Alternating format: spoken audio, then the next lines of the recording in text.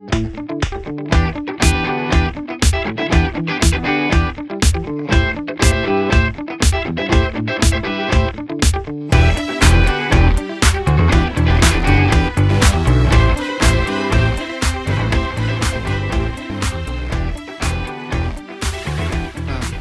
to see everybody here.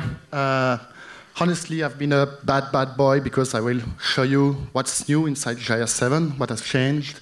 I'll try not to be too long, but there are a lot of stuff inside this new version.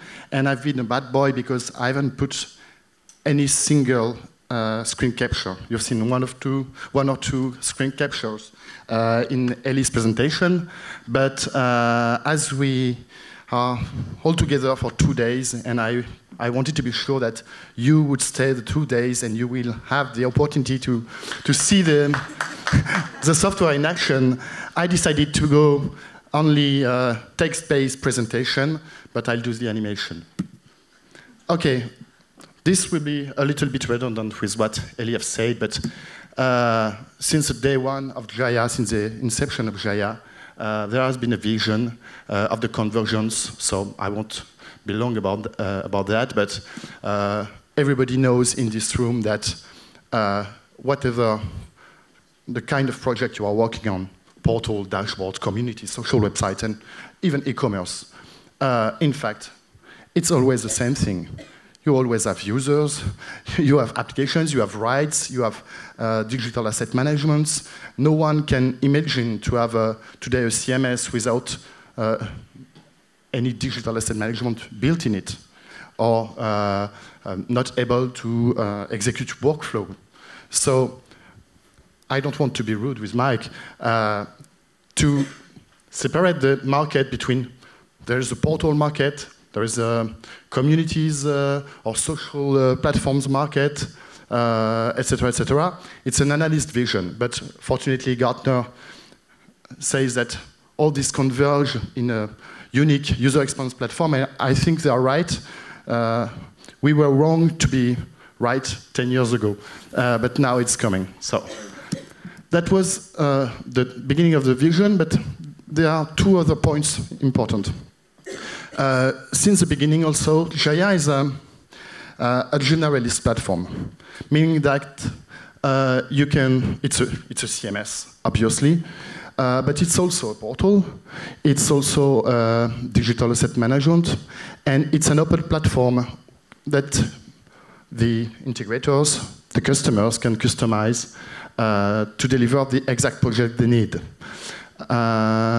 So compared to some of our competitors, perhaps you have reviewed some of them before choosing Jahia, we don't try to deliver or to be the best on the market on one particular small segment, like if you remember Vignette 10 years ago, there was famous to be the most scalable platform, but the rest was awful. And trust me, at that time I was an integrator, I've made Vignette projects, it cost millions of dollars and it was a nightmare.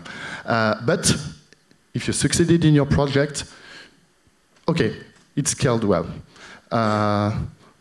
Today, the buzzword is about user experience, web marketing, etc., etc. So there are some of our competitors that are specialized and they offer nice-looking interface for some tiny features, in fact.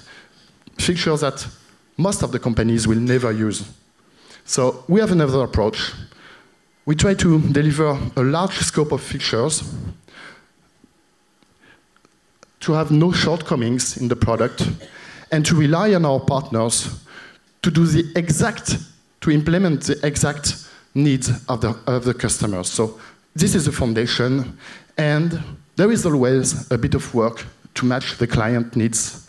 It's not a WordPress where you click 2 buttons and your website is up and running. We are not on the same page.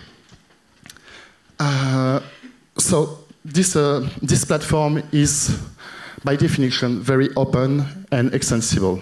And the last point is, Ellie mentioned it, we always focused on usability.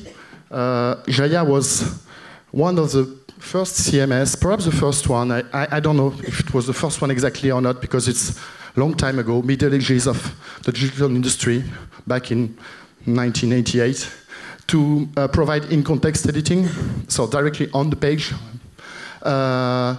We introduced drag and drop a few years ago, and we were one of the first one, not the first one, but one of the first.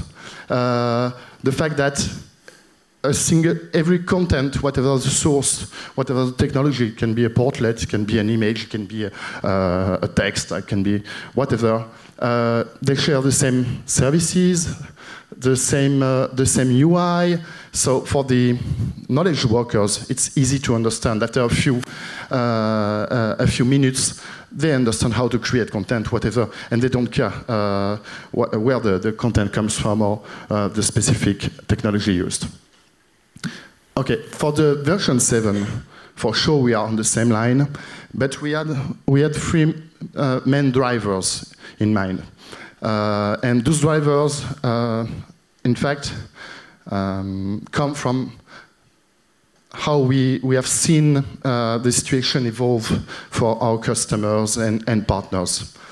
First, there is an increasing pressure on teams, both technical and marketing and business teams, to deliver more and more projects. But the problem is that each year you have more projects to deliver on more platforms or more channels. The mobile channels a few years ago, then the tablets came on, then you have RFID that is coming on, the glasses, the television, and so on and so on. So each time you add a dimension, it's making the project more and more complex, and it's error-prone. As the projects become very complex, most of the project fails. So that's another dimension we tried to solve, building the version 7, and Ellie gave you some insight about that. Another thing is that there is no website anymore that is not somehow connected to other systems, whether it's online systems, because you want to add features that are provided by a cloud service, because you need to be connected to a social network, or because you need to be connected on internal systems, because you won't put all your internal system and business logic that your company made years to create. You won't put that in your website directly. You won't transfer all your catalog, all your information systems into your website. So a website is not anymore a simple set of HTML pages that will be seen by users. You need to collect data when users come. You need to react to those data. And in some cases, you need to use those data, request your internal systems to have more information about that user, if the user is known, or about some business stuff, business logic, to give the correct answer at the good time, on the good platform, etc., etc. The problem is that there are too many possible combinations, because there are dozens of CRMs, a few ERP, a lot of internal systems that have been built completely specifically. So the combination it's impossible to handle all the combination in a platform like Jahia.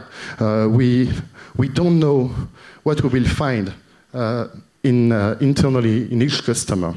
So our approach is to do best of breed and to provide the more integration points we can, so our partners and our customers can integrate their own system and their own constraints when building their project. And finally, that was our motto. The idea is, with the version 7 is stop spending, invest. Most of the time, doing digital initiatives means a lot of money, is long, and unfortunately some projects are not successful, some are stopped before going live, and so on and so on, or because every 2 years someone in the company asks to change the underlying platform, everything goes to the trash, and you spend again and again and again. So one of our motto was to be able to provide a platform on which you can rely for several years and be able to capitalize on it to create components that are really reusable from project to project and be able to scale at your rate, at your rhythm, whenever you want. Let's see now the version 7 in details and what we have changed, what we've added, and so on. So the first thing, in terms of architecture, the main thing is the introduction of OSGI. OSGI is a mature framework. I think most of you, at least the technical people, have heard about it. I will be short on it. We use OSGI to manage all the modules and the modules deployment, so all the plugins of Jahia, if you can say. And it allows you to install modules, start a module that is deployed, stop it, activate it on the website, stop it on a website, and even undeploy modules, which was something possible before, but painful for the integrators. Now it's a one-click button, and you can undeploy and even ask to remove all the content created with this particular module, for instance. I think some of you will be relieved by that. The other major thing with OSGI is that you can hot deploy modules, even if they include classes, Java classes. So you don't have to restart your Tomcat or your WebSphere anymore. So you have a continuous production. We reduced the downtime, the possible downtimes, and this is a very important things. It gives some security also because OSGI handle the config libraries. You can have the same library in 2 different versions at the same time deployed on your server. One of the modules will use this particular Java library in version 2.4. This other module will use another version, and there is an isolation. So that was impossible without OSGI, and it was error-prone, a source of problems, because one of your developers made a very nice module, but he needed this particular class in a version, and another module came, but needed another version. You weren't able to have the 2 modules at the same time running on your website, and it was really a big problem. Finally, what OSGI allows us also is to declare and expose services from modules. It means that you can now create modules that completely expose some services and register themselves. So they expose services that other modules will be able to call transparently. So it's really a big change, and it will be a bit technical, but Serge, our CTO, will do 2 conferences just after this one. The first one is a little bit less technical, and he will show you OSGI in details, what it means for Jahia, etc., introduce you to that. And the second one, a little bit deeper inside OSGI for developers to know what the impacts and so on. But it's really in terms of architecture a revolution, and for the production team it will be a revolution also, because less server restarts, etc. It will be more security for them. Also, we have rewritten the we have rewritten the module and templates mechanism. This is something that nobody will see, but it's much faster when you deploy new modules or new template sets. We also improve specifically the template resolution algorithm, so it goes faster. It's faster to deliver pages. So this one is something that has no UI at all, but the benefit is. Thank you. Sorry. The benefits are visible throughout all your experience when using Jahia, whether you are a final user because the pages will come more quickly, or an editor because your edit mode will be faster, and so on. And for the developers also, we don't copy things anymore in each website, so it's easier to manage and maintain, and development platforms will be much easier for them to maintain and investigate if you do some bugs somewhere in your component. It happens, unfortunately. It will be easier to debug and so on. Very tiny things we have for the modules. If you want to do some configurations, we have now it's possible to externalize them from the module itself. So a bit like the Jahia.properties, we've introduced in 6.5 the possibility to override this default property. We do the same thing with the modules now, so it's easier also to pass from one environment to another one without losing some configuration or risking do an update and risk to reset the specific configurations you've done. So it's a small thing, but on a day-to-day basis, I think it will be much easier to develop. Another thing, we have finally rewritten the Jahia sites concept. It was a very old code, the Jahia sites, a very old stuff. Now we have rewritten it, so now a Jahia site is a GCR node like all other nodes, and we gained a lot in performances doing that, and it's easier to manipulate for you, for the developers, if you want to extend the GCR site with properties that will be used and propagated on all the pages and so on. It's as easy as creating a node and adding properties, etc. So another small thing, but important for you. No, not in the good. Last but not least, we have made some framework upgrades and updates. So the most important ones are the following. Jackrabbit is now in version 2.4. Lucene is in version 3, which opens a lot of new possibilities and improvements. Cache also has been upgraded, and it's a huge difference. And finally, GBPM, we went from version 4 to version 6, which is the latest.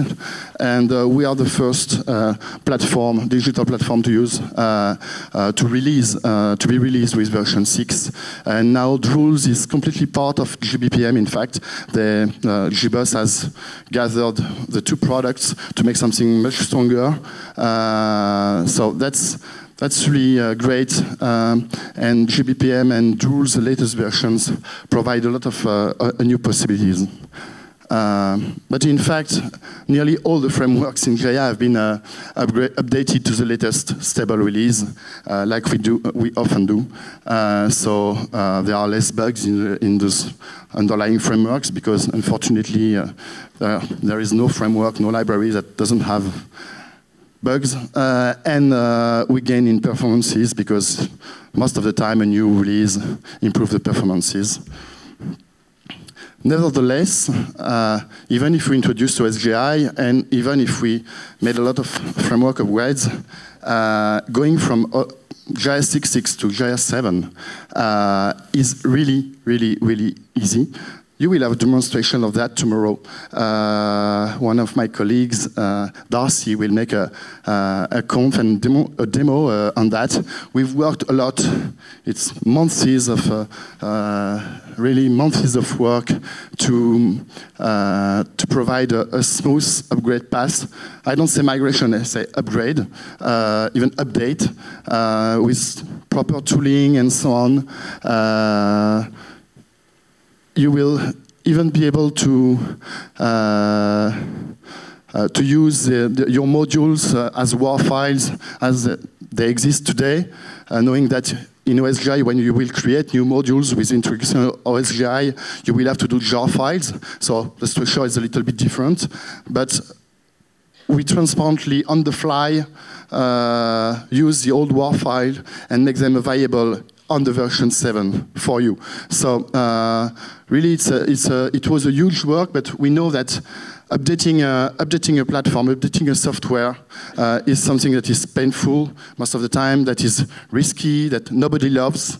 But the benefits you have by going on this version 7 are too high to let you resist. So we spent this time to make this as easy as possible. I hope you will assist to the demo.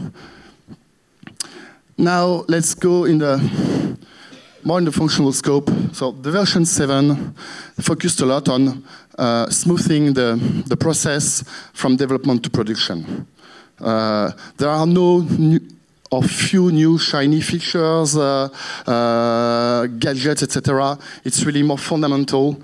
And the first point, the entry point, is always the developer, because the more productive the developer is, the faster your project will be delivered, the faster we will correct this bug or do the changes you need because you have set proper goals. You see that the results are not good, so you decide to change something. And so we have worked a lot on the studio, and we have industrialized the coding phase. So you have new tools now, GUI tools, to generate the definitions just by declarations, forms, etc. So we handle all the declarations, all the syntax, all the errors. Now you cannot make a bad CND file anymore. We have added a composer. A composer is in fact a code editor directly in the studio, because now with the studio you can directly access to the source code of the modules. You are not limited now anymore to build templates by assembling things, but you can really create completely modules directly in the studio, edit it here if you want. There is code snippets to make the development faster and to help you, so you don't have to remember all the GSLT, taglib, and so on. We have also added a resource bundle editor. That is the work with the functional guys when you have to put all the labels and so on. We have added a new way of seeing the template without processing the CSS and things like that, but just showing the components that compose the template. So it's an abstract view of the template, and it's very, very productive when you want to do a prototype. The first iteration of work with a functional guide near you, you can in minutes just create a template, add the components he wants, and see how it behaves. And after that, go to the process mode and have all the rendering, but it's slower because you're in development mode, etc. So these two modes are very interesting, and I think you will love that, because you have a much better leasability when you have a big template with a lot of components inside that responding. For some of them, they are bind one component on another one. It's much easier to use this new mode. Another small thing, but very important for the developers, now you can specify in a template set that the default view you will use, you will able to specify the name of the default view you will use.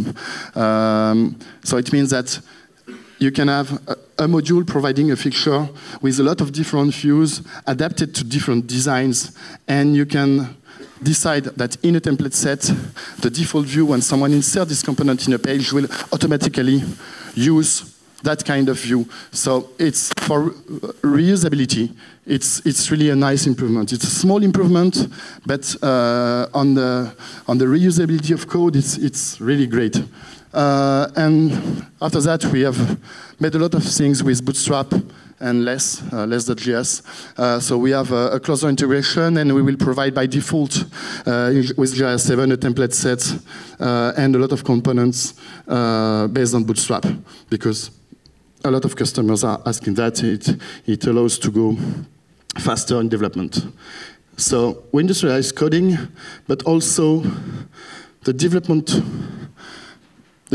work in teams. That was a problem for our partners sometimes, because each one has its own ID, then a source code, and the integration server. It's complex. It's complicated, and it was the same thing for internal teams. And here I want to thank the European Parliament, because they were the ones that pushed us to investigate in that direction, and that pushed us to give a correct answer to that problem they had. So now the development team, the development in team is really easy with Jahia7 because your development server is linked to a source repository.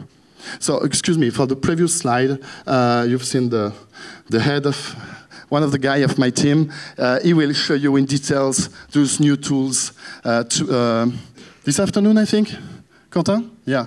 This afternoon you'll be able to see in details, in action, so the modeler, the composer, and so on, so the new studio, which is a really interesting part of Jahia7.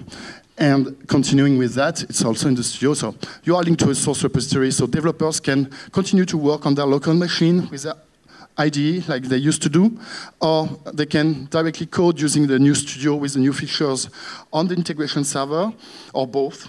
And as the server is connected in permanence to the source repository, and as we use WSGI and we reload dynamically every changes, in fact, you can code like everything is updated in real time. So you change something in the source, it impacts all the other developers, and you can see the results on the fly for all GSPs and things like that, without having to redeploy.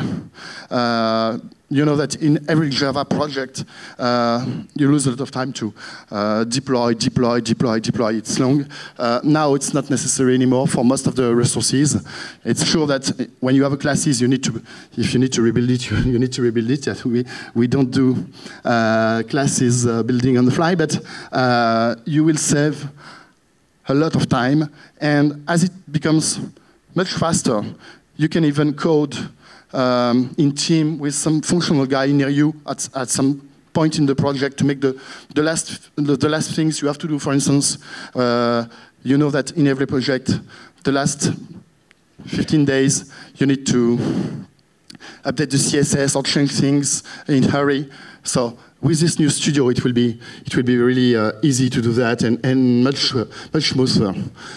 We manage the logs, so the changes are reflected in real time. You can, from the studio directly in one click, commit to the source repository, check out, or create a release. So there is Maven goals that are silently running when you decide to create a release. It creates a release, etc.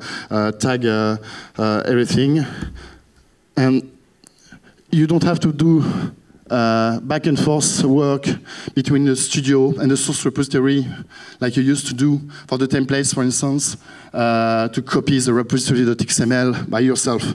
All that, forget about it. It's completely transparent now. You don't, and it was error prone. We know that it was painful, and now Jahia does that for you. So again, Quentin and David will show you that this afternoon. And finally, it's still related to the studio. We have the private app stores. The private app store, in fact, there is one public app store, which will be the Jahia store. All Jahia servers will be pre-configured to be able to browse in the administration interface the variable modules provided by Jahia. But you will be also able yourself to create and declare stores for you internally, or a partner can create a store for all these customers, etc., etc. So you can have multiple stores declared on a Jahia server, and those stores, there is a complete chain from the studio, the source repository, and the store. So if you make a release of a module, because the version of the module is okay, it works well, etc., it can be automatically built and pushed in the store, and everybody linked to this store, all the Jahia servers that have registered this store will be in the interface admin, an update button, just to say, okay, this module has a new, this module, 2 minutes? I'll try to be quicker. Sorry, I didn't thought to have so much thing to do, to say. But this is really, really important because this is the earth of the digital industrialization and of the process that Elie explained you. Being able to go from development to production server, passing through a forge, an app store, just with and an integration server, a test server, etc., just by clicking on buttons to download the good version of the module you need, and being able to go forth and back with developers without any pain. So I've said that. So this afternoon, also, it will be shown in details by David, helped by Tarek, the master of the services at Jahia. So some of you must know him. Another thing is the external data provider. Very important. It's an integration point that can allows you to map external data source with the GCR and your own definitions, so you can browse external data directly in Jahia and manipulate all this external content exactly as if it were Jahia nodes, GCR nodes. So you can, if you map, you will have a very nice demo by Thomas this afternoon, the lead developer of Jahia7 and Jahia6.5. And it's really an amazing integration point that will ease your work, because most of the time you need in a lot of projects to be able to, you don't want to go through synchronization because it creates a lot of issues, copy database every night, etc. It's a heavy process. Here you just declare your data source, you make the mapping, and inside Jahia you can write your templates as usual and display this external data. You can even enrich it directly inside Jahia, or with user-generated content as if it were local. So it's a great thing. We have added Spring Webflow. Everything. I think most of you know that Spring Webflow is a MVC framework. So you can do multi-part forms. You can do much more advanced validation and execute complex logic at each step for the development of heavy applications or registration forms with a lot of conditions, for instance.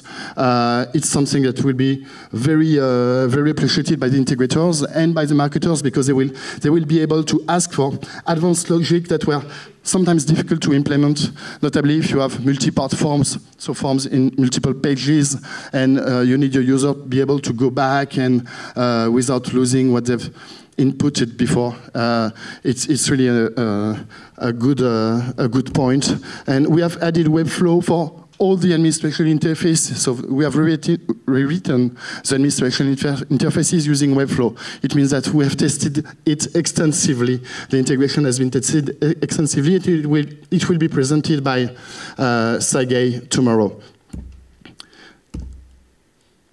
Other integration points, we have a new JSON REST API, which is more powerful than the current pure REST API.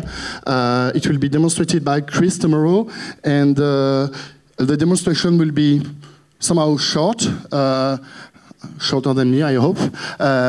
It provides it to allow some technical discussions and feedback directly from the audience, and for the developers to be able to say, okay, I would like to find that in your API because it's not inside, or that is a type of cases I encounter on a lot of projects, and it would be nice to find that in an API.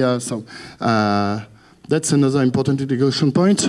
And finally, these are external modules, but that will be delivered at the same time as Jahia7. We have a social network provider, so that manage all the authentication with different social networks. So the other modules can use this to transparently. You don't have to, in your module, to redeclare the social networks, to manage the authentication with OAuth or other systems. It's transparent. We have a Spring Data provider, which allows you to connect Jahia to NoSQL databases. And for instance, when you have to store a lot of data, like analytics or personalization data, nurturing profiling, it's better to go in a dedicated database. So we support currently 3 or 4 NoSQL databases. We can demo 3 or 4 databases, and Cedric this afternoon will make a demo of this different modules working all together. So he made some complex demo to show you how one module can use another module as a service, etc., etc. This will be. I've seen the demo. It's really cool, cool stuff, and I think the developers will love that because when you have something very specific to implement, having those integration points will save you. Finally, not finally, but the latest very important thing we've done, we have rewritten the administration panels. You remember the old /admin of Jahia? It was an old piece of code from version 5, perhaps 4 for some part of them. So we have rewritten all that. It's clean, it's in Bootstrap. It's much better in terms of ergonomy, but what's the important thing is that it's extensible. It means that now, if you want to create your own admin panel that will appear in the administration, you can create a module and declare that it's an admin panel and it will appear for your administrator, as well as for site admin panels or server panels is the same thing. And also, if some of you know the newsletter module, for instance, we've released the 6.5. We always had an issue with the 6.5, which was when you want to make some settings and display components, you have to create somehow a page somewhere that is hidden to the users to put your components, etc. Now, in fact, with this new mechanism, you can create a settings panel, and we have ported the newsletter. So now you have the newsletter pages normally, and you have a settings panel for the newsletter that is declared when you create the module. So you have a very clean interface, and it's fast to code because we use Bootstrap everywhere. So you don't have a lot of work to do something very clear and very simple to use for your developers. We have made some improvements on the search, thanks to JahiaOne, who sponsorize those developments. So we improved the language stemming configurations. They asked it for a long time, and it was hard to deliver. And because of the amount of work we had to do otherwise. And also to be able to configure the spell checking property by property in some cases. So it's two improvements on the search. And I would like to thank JahiaOne if they are in the room. Sorry, I'm sorry. I hope you understand me well because I'm speaking fast because I know I'm late. Yeah, I know I'm late, and so it's stressing. We have made some improvements on the language management. Now we have a translation engine provider. I know every one of you knows two sides translation engine. So if you use this provider, by default we give an implementation with Microsoft Translator. There are new buttons that appear, and you can, in one click, get the full translation for your content item, or ask field by field to get the translation on the fly. So it's a provider. It means that you can create your own connector using another service like Google. We choose Microsoft just to show that we are not horrible Java guys that hates Microsoft and the other world. But you may need a paid account because if you make too many requests, as you know, the services must be paid.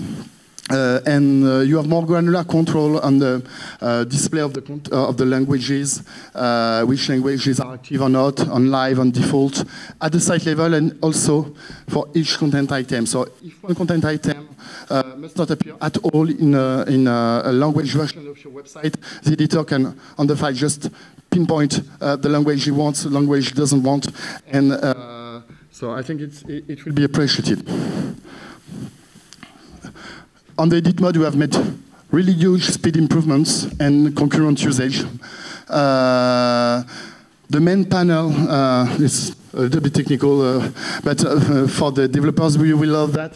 The main panel in edit mode is not a frame anymore. Is not a JahiaOne panel anymore. It's a frame.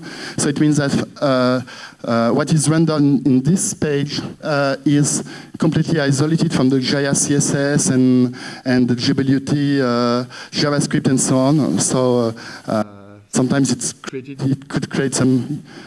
have created some collisions. I killed the second micro. Okay. It's much better, this one. No more collisions between CSS, JS, and so on. So it will smooth the development for you, and it's much faster also. We have made some toolbar cleaning for the editors, and now the site settings are accessible directly from the edit mode. If you're on a website, you have one click, and in the left toolbar you have all the options that appear, all the site settings, so you don't have to leave the edit mode to go in the administration and come back. That was, in terms of ergonomy, that was something horrible. Last two slides, really miscellaneous things. We have added a lot of macros by default in the product, and with the UI component, so the marketers or knowledge workers can, just using a drop-down list, insert the macros because they don't have to remind what the syntax of the macros, otherwise it's hard for them to use. We have made a lot of progress on the memory allocation. We have worked a lot because we have upgraded EH cache, so we have tested a lot of configurations. Now, by default, EH cache allows to control the memory allocated to the cache by size and not by number of fragments, because number of fragments, nobody knows exactly how much fragments I will have on my website. It always used to be a problem with EH cache. Now it's different. And the services guys will be able to help you a lot on improving the way your server behaves with all the new options available with EH cache. Sometimes with EH cache Enterprise, so it's might be a paid option. It depends on what you need, what you want. But for scaling, options like off-heap memory or big memory and things like that, it's really impressive the difference you can obtain in performances or in scalability. There are a lot of new options that have been tested extensively, so it's great. We have improved a lot the cluster communication and the cache clustering. You have now customizable ACL cache. I would like to I don't know if I can cite a big company that I think there are people from Bouygues in here. They suffered in that project because they needed to inject personalization information coming from an external system in the session of the user to be able to make some personalization based on preferences stored elsewhere. So it was problematic with the cache at that time, so we helped the integrator to create a custom cache for them. But we have decided that our ACL cache mechanism, the cache key, were not agile enough, so we have now, in standard with Jahia7, you can add parameters in the cache key and control everything. You make very complex personalization based on external data if necessary. We have improved the cache performances a lot. Cedric and his team made tremendous improvements. We have made some back-end cache improvements also. And for the ones who know the Jahia tools, you know the tools very low level that are hidden somewhere in Jahia, but I think every developer, every administrator knows where they are. We have added some tools. I listed 3 here, but there are more than that. But notably a GCR integrity tool that allows you to check the integrity of your system, and in some cases to make some repairs, to better manage the version history, to monitor the ongoing workflows, etc. And this is not the end. Just the beginning, I hope so, for you with Jahia7, but this is the end for my presentation. I'm sorry for the speed and my accent also. Enjoy the conferences and enjoy Jahia7 as soon as it will be released. I hope you will upgrade. Okay, so this is what I was saying about passion. I mean, at this point, and I think Clément did not tell everything that we put into this new version. But when you see that, the first thing is say, oh wow, it's a true major version, meaning that if we have to move from the previous one to this one, it's a migration. With the number of features you see here, the number of improvement, first, a lot of them are delivered through modules, through extensions. That's the first step. And the other thing, as our claim is digital industrialization, the first thing we work on at the very beginning of this project is to say, we have to industrialize the migration path from the previous version to this one. And that's why it's not a migration, it's an upgrade. We have a tool called a fix applier, and we improve a lot.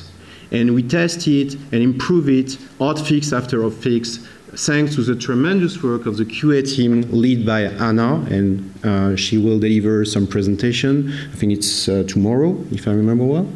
And we use that tool, and we wanted to be sure that moving from modules and platforms from 6.6 to the version 7, it's only a question of applying a tool that automates the entire upgrade.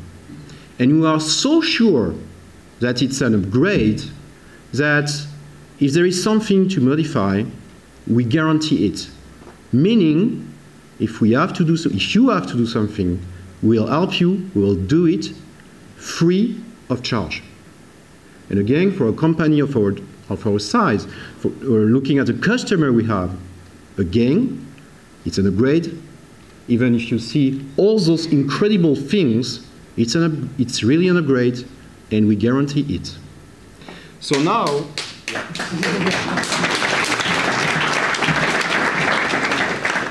so two things. I think you are still alive, even after this.